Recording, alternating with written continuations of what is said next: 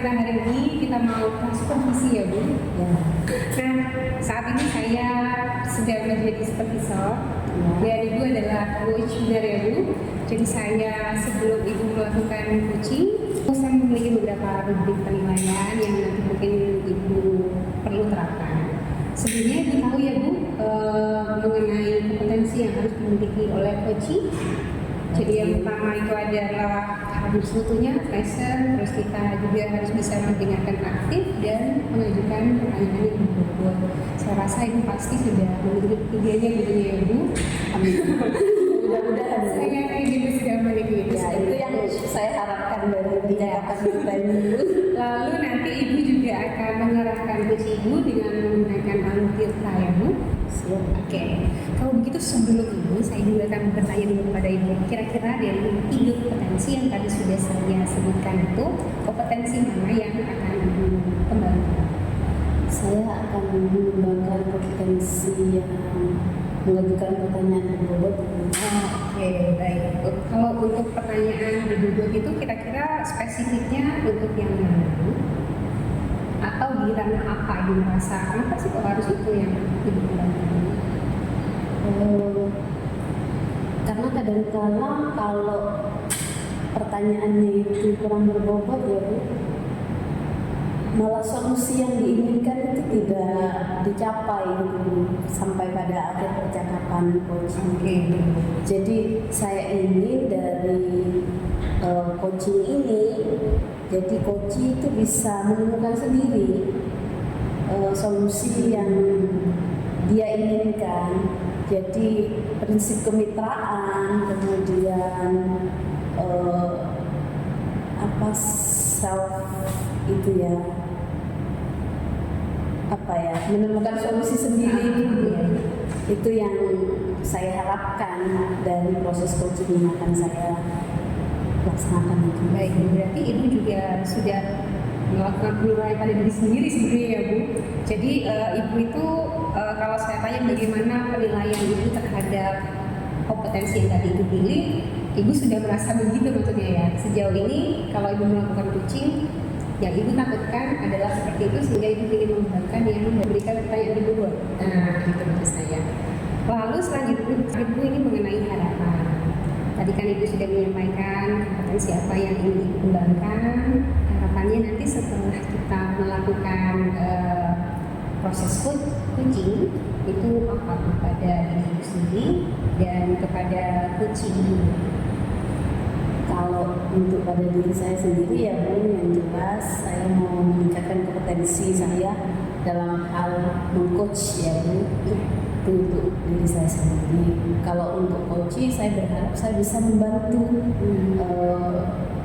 permasalahan dari coaching menemukan sendiri solusi dari permasalahan yang beliau hadapi. Harusnya Ibu tentunya juga membantu ya Bu, karena kita kan didengarkan saja sebetulnya sudah akan mendapatkan solusi. Membantu mereka bercerita dengan alur Ibu tadi kan ya. Ya, mudah-mudahan ya, insya Allah. Saya yakin Ibu nanti akan bisa menampilkan bagaimana coaching yang baik itu menjadi aktif, memberikan pertanyaan berbobot, harus sepenuhnya. Saya yakin nanti Ibu bisa menampilkan itu pada coaching yang akan. Terima kasih. Baik, saya kira itu dulu. Bu, nanti akan kita lanjutkan di pasca coaching ya Bu, nanti coaching Ibu untuk kita evaluasi kembali kira-kira apa yang bisa kita bicarakan dari hasil yang sudah Ibu lakukan nanti. Siap. Terima kasih Bu Alina. Sama-sama Bu. Semoga sukses Ibu. Amin. Terima kasih. Iya. Sama-sama.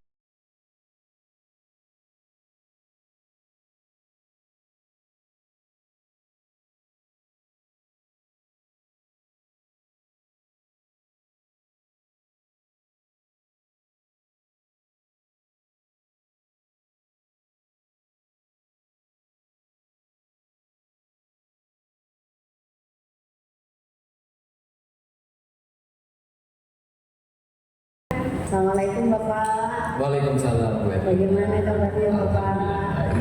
Alhamdulillah ya Pak. Oke, Pak Dwi, karena kita punya sedikit waktu ya, kita langsung saja barangkali pada percakapan coaching kita kali ini, apa yang Bapak harapkan dari hasil percakapan kita pada kesempatan kali ini, Bapak?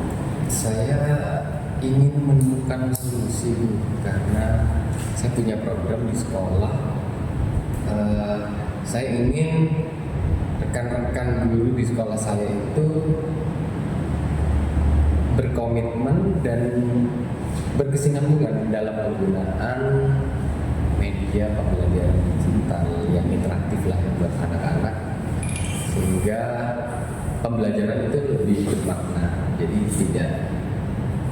kita harus mulai tinggalkan metode pembelajaran lama yang hanya didominasi oleh ceramah. Baik, Bapak, dari yang saya tangkap ya, harapan Pak Dwi untuk konsistensi ya dari Bapak Ibu guru untuk terus berkomitmen menggunakan platform digital yang sudah dimiliki oleh sekolah Bapak ya. Baik Bapak, memangnya apa yang ada di sekolah Bapak yang sudah terjadi selama ini? Selama ini memang sudah ada penggunaan, sudah sering kali ada penggunaan media pembelajaran berbasis digital, ya, video-video interaktif gitu di sekolah, kemudian game-game interaktif. Tapi karena mungkin sarana di sekolah itu juga terbatas, rekan-rekan itu ada naik turun komitmennya, ada fluktuasi. Kadang sebulan ini teman-teman di sekolah itu rutin melaksanakan pembelajaran dengan media pembelajaran berbasis digital itu, tapi kemudian bulan berikutnya lesu. Setelah itu mungkin aktif lagi. Baik, berarti dari hasil pengamatan Pak Dwi itu ya adalah penurunan dari konsistensi penggunaan dari platform digital yang dimiliki sekolah Bapak. Kalau menurut Pak Dwi, kira-kira itu dari harapan Bapak, jika di skala dari 1 sampai 10, kira-kira kondisi yang ada sekarang itu berada di skala berapa Bapak? 5 sampai 6. 5 sampai 6. Kalau boleh saya tahu Bapak, kira-kira yang diharapkan Bapak itu berada di skala berapa? Kalau pada skala 9 atau 10 itu akan sangat berat menurut saya. Naik ke level atau skala di 7 atau 8 saja itu sudah cukup menurut saya untuk saat ini. Oke Pak, kira-kira itu 7 ke 8 indikasinya apa Bapak? Ketika dalam setiap hari itu paling tidak ada satu pembelajaran dari jam pertama sampai jam terakhir, itu paling tidak ada satu pembelajaran yang menggunakan media pembelajaran interaktif berbasis digital tersebut. Baik Bapak, kalau boleh saya tahu di sekolah Bapak guru kelas atau guru mapel Bapak? Guru kelas, kemudian guru mapel itu hanya pendidikan agama Islam dan olahraga saja. Berarti kalau misalkan satu saja, berarti itu satu mapel saja gitu ya Bapak, Iya. karena dominan dari guru kelas. Baik Bapak. Satu kali saja. Selama ini berarti kadang dalam beberapa hari pembelajaran atau bahkan 1 minggu pembelajaran itu kadang absen pembelajaran dengan media pembelajaran tersebut yang berbasis digital itu kadang absen di satu kelas tertentu atau beberapa kelas tertentu. Gitu.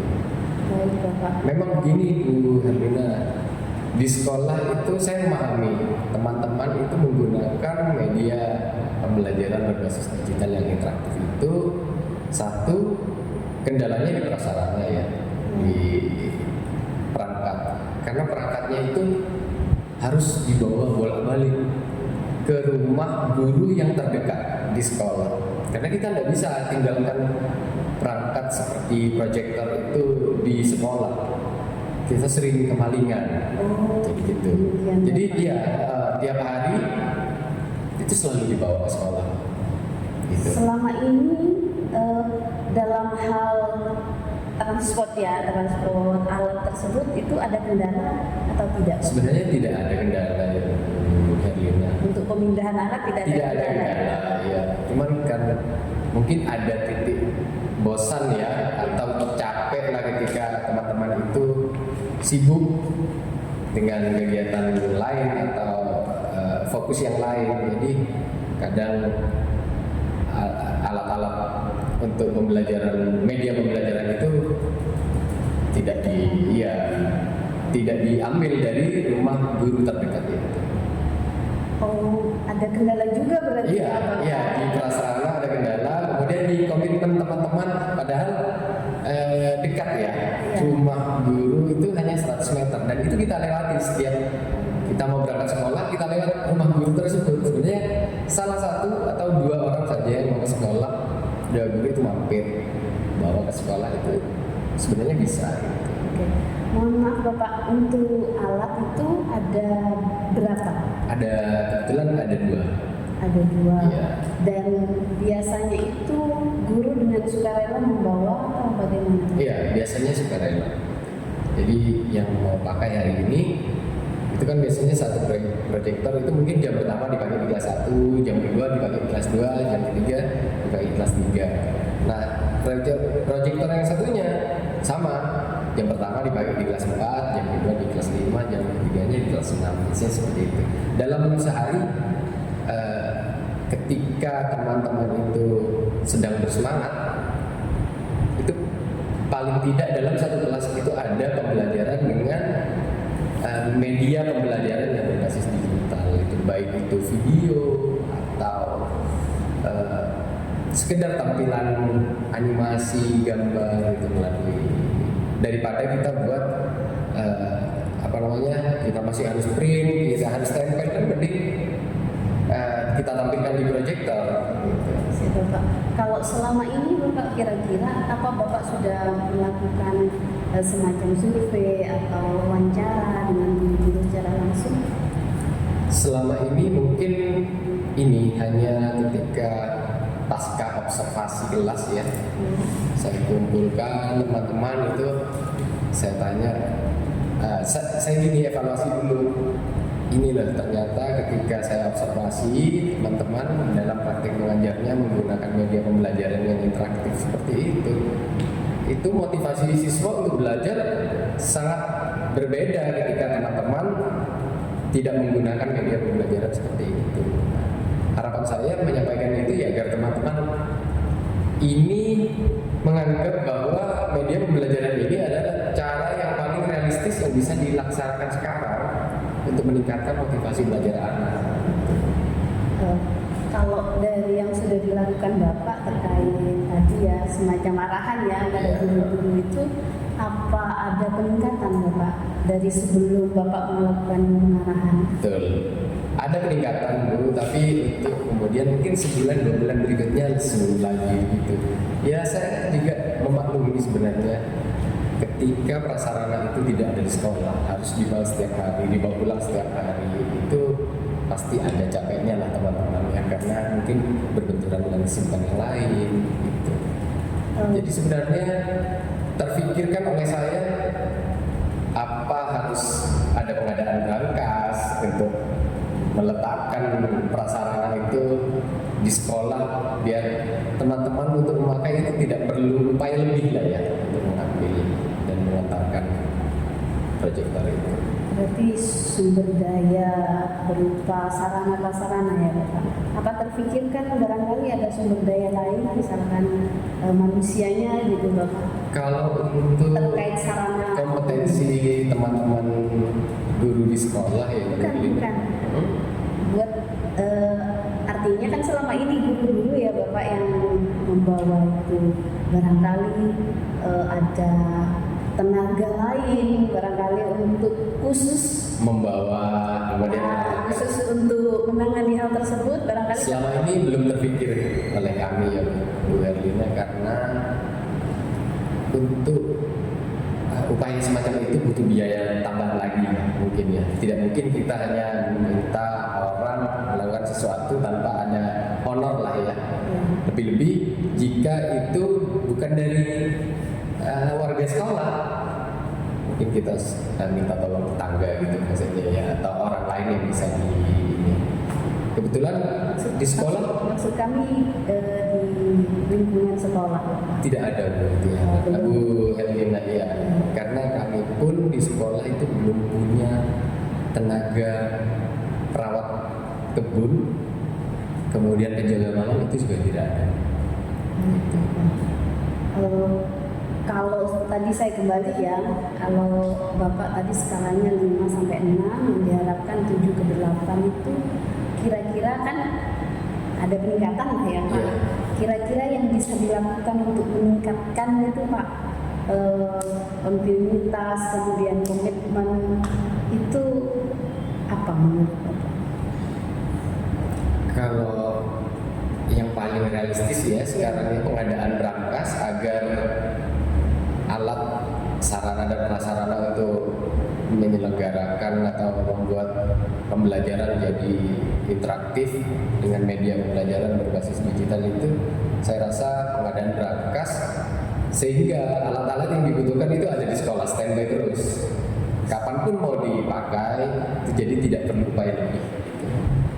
Kemudian yang kedua mungkin membangun komitmen dari rekan-rekan kerja di sekolah ya, bahwa dengan menggunakan media pembelajaran berbasis digital tersebut itu benar-benar berdampak pada motivasi siswa. Jadi mungkin ada kalanya teman-teman itu agak sedikit lupa dengan esensi pembelajaran yang bermakna itu. Karena saya lihat untuk pemberdayaan kompetensinya ya, saya tidak perlu usaha lebih lagi untuk meningkatkan kompetensi rekan-rekan di sekolah. Nah, kebetulan hanya satu dari 11 tenaga pendidik di sekolah kami itu yang tidak kompeten, hanya satu yang kurang kompeten di bidang penggunaan media IT ya. Kalau yang 10 dari 11 itu lebih dari cukup berkompeten untuk menggunakannya. Baik Bapak, tadi sudah ketemu ya Bapak. Iya. Jadi kalau pengadaan brankas itu adalah solusi paling relevan dan paling bisa dilaksanakan dalam waktu dekat. Kira-kira Pak Dwi itu akan eksekusi kapan ini Bapak? Ya, ini juga baru terlintas sekarang ini Bu Herlina tentang ide untuk mengadakan brankas, karena sebelumnya kami tidak pernah punya ide brankas ya, karena apa ya, kami sekolah kecil, kemudian keterbatasan dana operasional di sekolah itu memang benar-benar butuh kita putar pikiran bagaimana harus dengan dana sekian harus tercukupi gitu Bu Herlina. Tapi barusan dari ngobrol saya memaksakan diri bahwa ide ini peluang terbaik untuk saat ini meningkatkan komitmen teman-teman itu. Baik Bapak, mudah-mudahan bisa dilaksanakan dalam waktu dekat ya Bapak. Amin, semoga saja Bu Herlina. Terima kasih banyak Bapak. Saya yang berterima kasih Bu Herlina karena dengan diskusi seperti ini saya melihat peluang baru, ada ide baru untuk bisa mengatasi tantangan di sekolah. Alhamdulillah Bapak. Jadi kira-kira kapan ini Pak kita bisa cakap-cakap lagi? Saya sudah tidak sabar nih Pak, pengen tahu setelah Pak Dwi melakukan aksinya itu. Mungkin bisa kita lihat keberhasilannya itu berdasarkan acuan apakah akan meningkat komitmen teman-teman guru di sekolah setelah ada keadaan brankas. Jadi mungkin bisa nanti saya berbincang lagi dengan Bu Herlina mungkin sebulan setelah brankas itu ada di sekolah. Siap Bapak. Terima kasih Bu Herlina. Sama-sama Bapak. Terima kasih.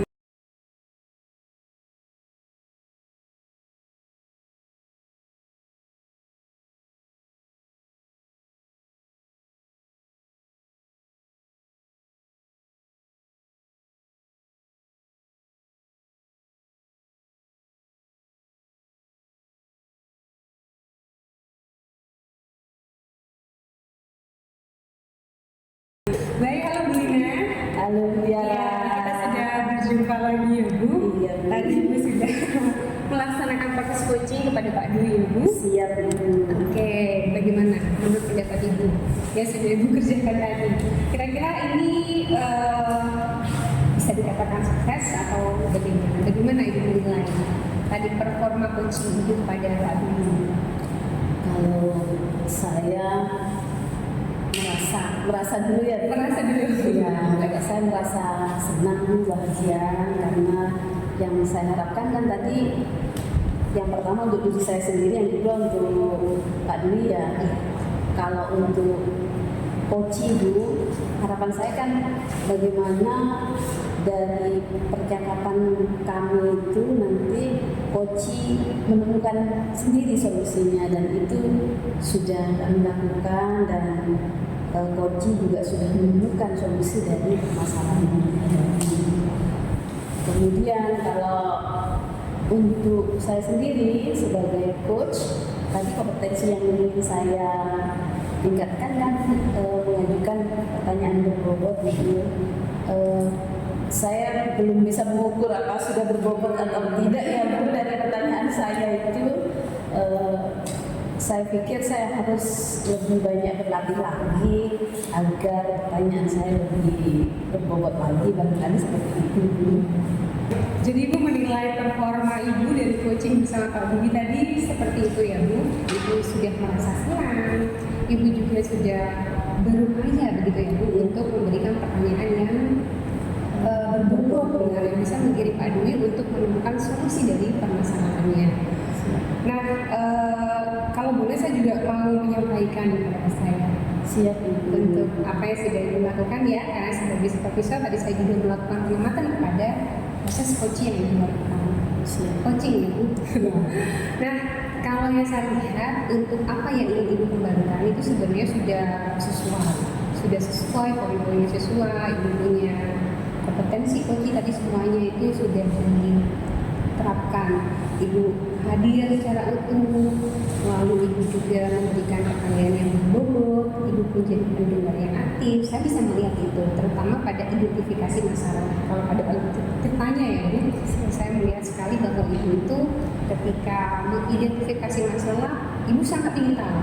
Sebelum Ibu mengarahkan coaching, Ibu lebih ingin tahu detail gambaran permasalahannya itu seperti apa. Ibu mengirim Pak Dwi untuk menyampaikan permasalahan secara utuh, baru Ibu mengirim Pak Dwi untuk memberikan solusi. Tadi Pak Dwi memberikan solusi pertama adalah membeli berangkas ya Bu, pengadaan berangkas ini ya Bu. Tadi mungkin kalau Ibu sempat ingat, Ibu juga memberikan pendapat nggak ya Bu tadi? Ada bagian Apa pernah Ibu? Benar ya Bu? Iya. Apa pernah? Mungkin pikiran atau ide mengenai SDA-nya atau orangnya gitu ya Bu? Iya. Perihal itu menurut Ibu bagaimana? Ya, tadi saya itu sempat mikir ya Bu, ini kira-kira lebih ke memberikan clue apa tidak ya. Tapi kalau saya tidak menanyakan ini, saya mau bertanya apa ya gitu, agar barangkali ada solusi lain, barangkali solusi ini juga bisa membantu gitu. Itu yang saya pikir waktu itu dulu. Iya. Kalau menurut saya juga Bu, dari yang saya lihat tadi ada potensi Bu untuk pengembangan rencana aksi ya Bu. Kan rencana aksi yang tadi Pak Dwi gambarkan adalah pengadaan berangkas. Mungkin di sana dalam rencana aksi ini bisa diperjelas. Kira-kira pengadaan barangnya itu kapan Pak bisa mulai dilakukan operasi perencanaan atau bagaimana? Mungkin bisa diarahkan ke sana ya Bu. Sudah tadi. Mungkin Bu, kalau misalnya mungkin pengembangan aksi ini bisa dikembangkan dengan prospek lebih detail dari rencana aksi yang sudah Pak dibuat. Misalnya kapan Pak kira-kira pengadaan ini bisa dilakukan, atau misalnya jika pengadaan ini tidak bisa dilakukan secara cepat, kira-kira ada solusi lain. Tapi tadi berdasarkan apa yang ditanyakan, mungkin Pak Dwi sudah langsung Oh iya, mungkin harus dengan peningkatan komitmen. Begitu tadi ya Bu, akhirnya ada beberapa solusi yang didapat oleh Pak Dwi dari hasil coaching tadi. Dari saran yang saya sampaikan atau penilaian yang saya lakukan Bu, bagaimana kira-kira pendapat Ibu? Ya sudah sesuai Bu. Saya pun merasa bahwa apa yang Ibu kembangkan itu sudah sangat bagus ya Bu, sangat bagus karena kalau melihat interaksi Ibu dengan coach Ibu, bagaimana sekarang hasilnya adalah Pak Dwi menemukan solusi itu juga tercapai. Jadi yang saya sampaikan tadi itu saran dan penilaian yang tadi saya lakukan sebagai supervisor kepada Ibu. Baik Ibu, saya pikir itu saja rapat visi kita. Terima kasih untuk waktunya. Terima kasih. Semoga nanti kita sukses dalam coaching-coaching yang lain, bisa membantu menyelesaikan masalah coaching kita. Baik Bu, saya juga perlu latihan lagi untuk coaching ya Bu. Jadi saya berharap Mutiara mau menjadi supervisor saya Bu, agar saya bisa terus berlatih Bu untuk mengajukan pertanyaan-pertanyaan berbobot. Iya. Dan juga bisa membantu ya Bu untuk coaching saya menemukan apa permasalahan sendiri dari hasil coaching kita. Iya, amin. Terima kasih banyak Ibu. Apapun saya siap membantu. Baik Ibu, hari